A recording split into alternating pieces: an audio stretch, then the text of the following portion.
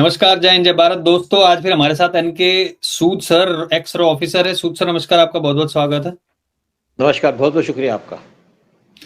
सूद sir, हमने करीबन 2 महीने पहले बात की थी। बांग्लादेश को बांटने का काम शुरू होने वाला है। अब लगता है कि वो काम शुरू हो गया है, क्योंकि बहुत महत्वपूर्ण पोस्ट है वहां पर अराकान आर्मी ने कब्जा कर लिया है। अब अराकान आर्मी भारत को किस तरीके से सपोर्ट करती है, भारत के जैसे उनके इंटरेस्ट है, कौन है अराकान आर्मी और किस तरीके से बांग्लादेश के टुकड़े अब हमें देखने को जल्दी से मिलने वाले हैं?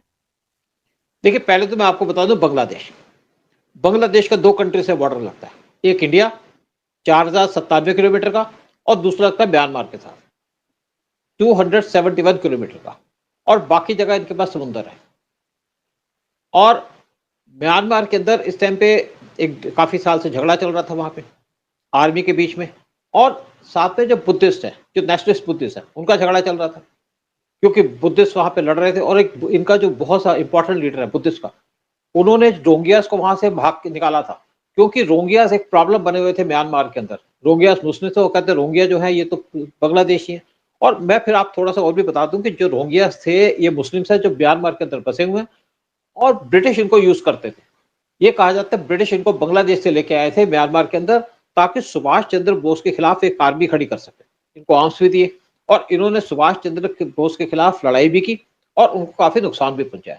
लेकिन जब ब्रिटिश चले गए तो इनके पास आर्म्स रहे, और उन्हीं आर्म्स से ये यहाँ पे दंगा करते रहे, यानी कि लोगों को लूटते रहे, किसी घर चला देंगे, किसी कुछ। तो अल्टीमेटली जो आपके बुद्धिस्ट हैं बहुत शांत होते हैं, उन्होंने इनके खिलाफ वार छेड़ दिया, और साथ में उनकी लड़ाई चल रही थी यहाँ के जो म्यांमार की आर्मी के साथ। और अब एकदम देखा गया कि यहाँ पे जो अराकान आर्मी, जो नेशनलिस्ट बुद्धिस्ट हैं, वो बांग्लादेश के आसपास पहुंच गए, और अचानक देखा कि ये लोगों ने बांग्लादेश के बॉर्डर पे पूरा कंट्रोल कर लिया, म्यांमार की आर्मी को डिफीट करके। और इंडिया इनके साथ काफी देर से कांटेक्ट में था, आर्मी के साथ भी था, इनके साथ स्पेशली था, क्योंकि हमको म्यांमार की आर्मी से कोई प्रॉब्लम नहीं थी। लेकिन इनके साथ ये था कि ये हिंदूज को पसंद करते हैं, और नेचुरली हमारा कोई डिस्प्यूट भी नहीं है। अगर म्यांमार के अंदर कोई हिंदू है तो उनसे के साथ कोई इशू नहीं है, लेकिन इनका इशू था आपके रोहिंग्यास के साथ। और अब इन्होंने पूरे तरीके से अपना कंट्रोल जमा लिया है बांग्लादेश के बॉर्डर पे, यानी कि 271 किलोमीटर के बॉर्डर पे पूरा कंट्रोल कर लिया है। और अब इनकी स्टेटमेंट आई है कि बांग्लादेश के अंदर जो जिहादी हैं वो हिंदू और बुद्धिस्ट को टारगेट कर रहे हैं। बहुत बड़ी बात है, यानी कि ये भी कंसर्न है कि वहां पे हिंदूज और उस पर अटैक किया जा रहा है। देखिए, जो चिटागोंग हिल्स है, जो बहुत क्लोज है बांग्लादेश के, जो बॉर्डर लगता है म्यांमार के साथ, वहां पे काफी बुद्धिस्ट भी हैं जो आप बसे हुए हैं, और वहां पे 25% पॉपुलेशन है बुद्धिस्ट की भी और साथ में हिंदुओं की भी। और चिटागोंग हिल्स को देखा जाए तो वहां पे पूरा कंट्रोल था, वहां के जो ओरिजिनल लोग हैं उन पे भी जिहादी ने अटैक करना शुरू कर दिया था। और अब अगर ये वहां पे आर्मी कंट्रोल में आ गए तो उसका अगला स्टेप है कि चिटागोंग पोर्ट तो पूरा कंट्रोल कर लो, क्योंकि आपने देखा होगा चिटागोंग पोर्ट के आसपास भी काफी डिमॉन्स्ट्रेशन होती है हिंदूज की, और हिंदू और जो यहाँ पे बुद्धिस्ट हैं उनको सेव करना चाहती है अराकान आर्मी।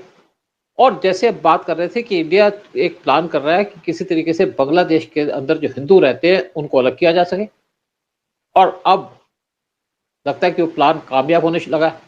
यानी कि हमारा जो प्लान होता है, ये इंटेलिजेंस का प्लान होता है, धीरे धीरे चलता है। प्लान का तब पता चलता है जब प्लान सरफेस में आता है, और इन्होंने कुछ पार्ट जो बांग्लादेश के उस पर कंट्रोल भी कर लिया, और इनका अगला प्लान है चिटागोंग पोर्ट को कंट्रोल करना। अगर चिटागोंग पोर्ट पे इनका कब्जा हो जाता है अराकान आर्मी का, तो आप समझिए कि चिटागोंग पोर्ट जो सबसे इंपॉर्टेंट पोर्ट है बांग्लादेश का, वो इनके कब्जे में आ जाएगा, और बांग्लादेश एक तरीके से बुरे हाल हो जाएंगे, बांग्लादेश की इकोनॉमिकली भी, पॉलिटिकली भी, और उनकी इमेज टोटली डाउन हो जाएगी।